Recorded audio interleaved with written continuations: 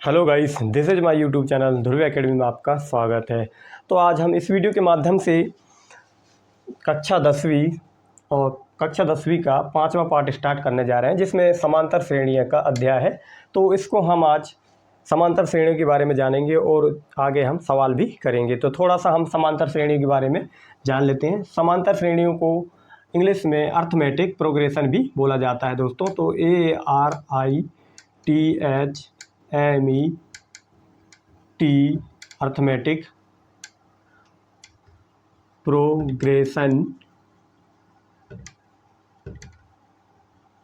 Progression बोला जाता है। इसको शॉर्ट फॉर्म में AP के नाम दिया गया है दोस्तों। शॉर्ट फॉर्म में इसको AP बोल सकते हैं। अर्थमेटिक प्रोग्रेशन थोड़ा लंबा हो जाता है, इस वजह से हम शॉर्ट में AP बोल सकते हैं। तो समांतर श्रेणी को दो भागों में बांटा गया है, एक तो परिमित और एक अपरिमित नाम से। तो इसको हम यहाँ थोड़ा सा आगे सॉल्व कर लेते हैं, थोड़ा सा लिख लेते हैं। परिमित और इस तरफ हम लिख लेंगे अपरिमित।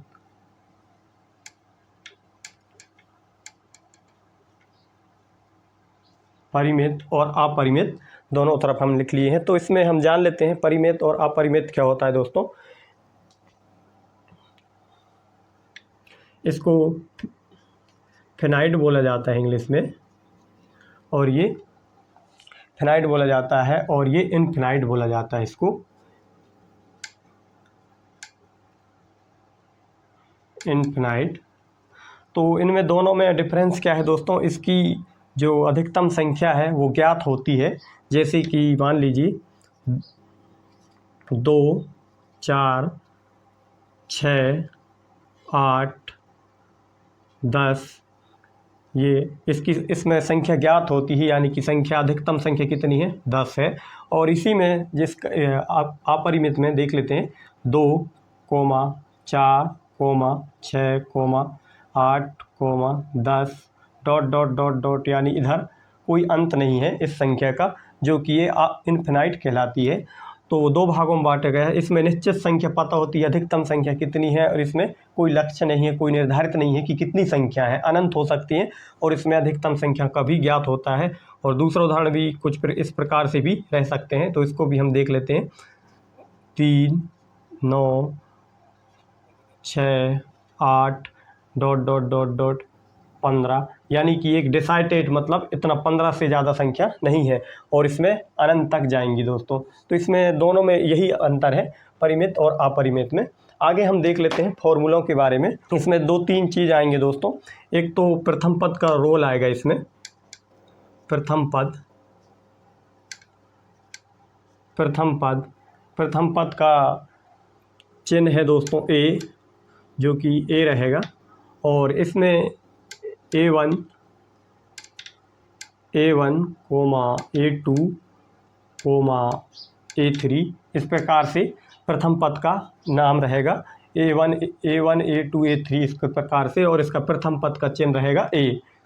और इसमें हम थोड़ा सा उदाहरण देख लेते हैं। जैसे समांतर श्रेणियों में हम यहाँ लिख देते हैं, समांतर श्रेणियों में कुछ अंक लिख देते हैं। 3, 8, 15, 16,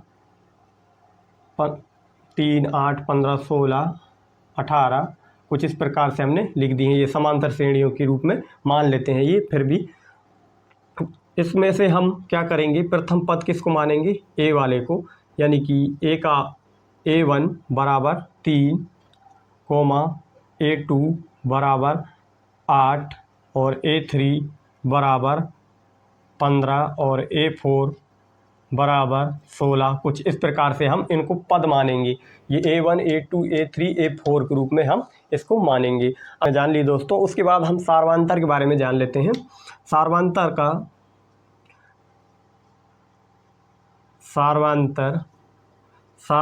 का संकेतक चिन्ह होता है दोस्तों D। तो इसमें D यानी कि कॉमन डिफरेंस, इसका कॉमन डिफरेंस निकालना होता है। जैसे कि यहाँ पे हम लिख लेते हैं 2, 4, 6, 8, 10, 12, ये समांतर श्रेणी में है। तो इसमें से हमें कॉमन डिफरेंस निकालना है कि इसमें सार्वंतर कितना है। तो यहाँ पे हम सार्वंतर का सूत्र फॉर्मूला बन जाता है दोस्तों, D बराबर, यानी कि A2 माइनस A1, यानी कि दूसरे पद से प्रथम पद को घटाना है तो उसका सार्वंतर निकल जाएगा। जैसे कि A2 का मान कितना है दोस्तों 4 और A1 का मान कितना है दोस्तों 2, तो इसमें कितना आ जाएगा दोस्तों 2 आ जाएगा, यानी कि सार्वंतर इसका कितना आ गया दोस्तों, सार्वंतर इसका 2 आ गया है। यानी आगे हम देख लेते हैं दोस्तों, हमने an बराबर nवां पद, यानी कि an रहेगा उसमें अगर जो भी संख्या an है, यानी कि a की जगह हमें कितना रहेगा दोस्तों यहाँ पे 10 रहेगा, तो इसका मान क्या होगा कि ये 10 है, इसका मतलब क्या हो गया n है, तो n यानी कि 10 आ जाएगा दोस्तों, ये 10वां पद कहलाएगा।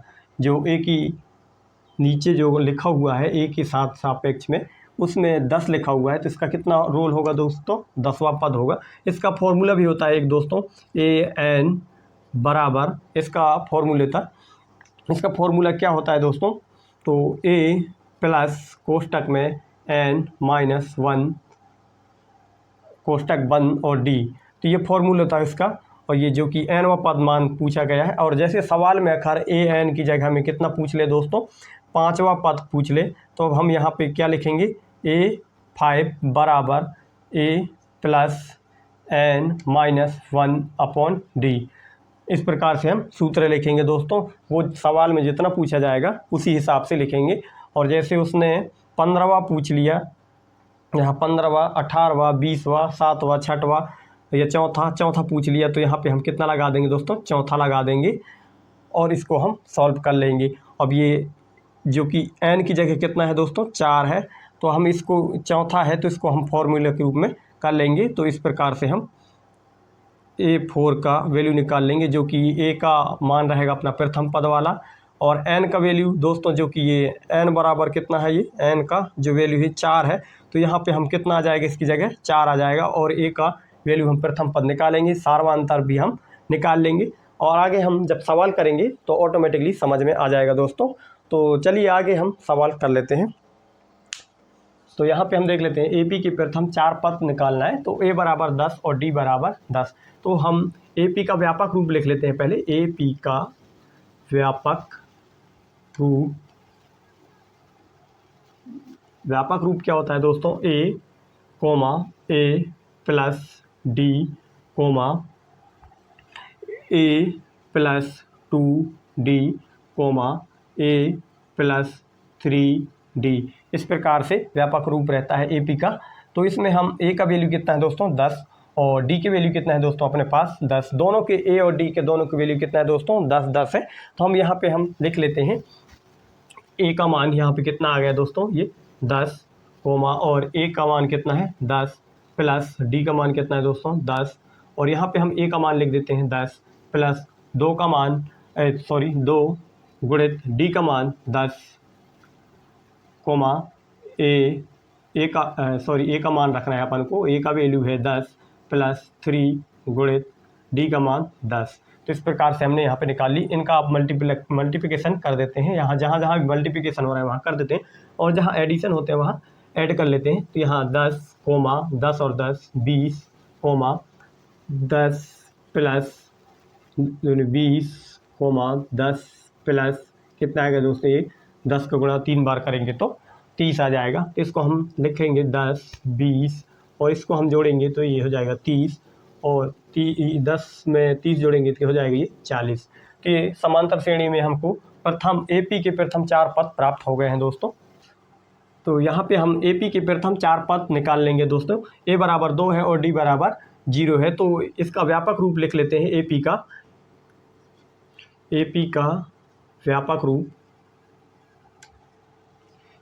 व्यापक रूप क्या होता है दोस्तों, तो A comma A plus D comma A plus 2D comma A plus 3D comma A plus 4D।